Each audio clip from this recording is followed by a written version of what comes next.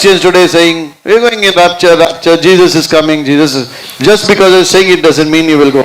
ఆ చిలక ఎలా చెప్తుందో ఈ రోజు అనేకులు క్రైస్తవులు కూడా యేసు దేవుడై ఉన్నాడు, యేసు వస్తున్నాడు, రెండో రాకడలో వస్తున్నాడు, మనం వెళ్ళబోతున్నాం అని చాలా మంది క్రైస్తవులు ఆ చిలకలాగా చెప్తున్నారు. That is true.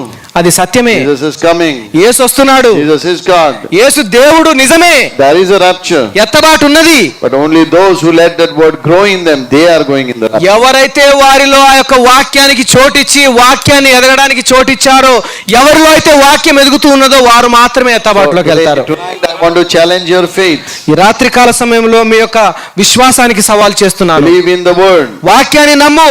Become desperate about his word. ఆ వాక్యము పట్ల పట్టుదలని కలిగి ఉండు. Start having a craving for that word. ఆ వాక్యము కోసం అత్యాసక్తిని కలిగి ఉండు. Ready to live for that word. ఆ వాక్యము కోసం జీవించే ఆ యొక్క అత్యాసక్తిని పట్టుదలని కలిగి ఉండు. You will stay with God's word.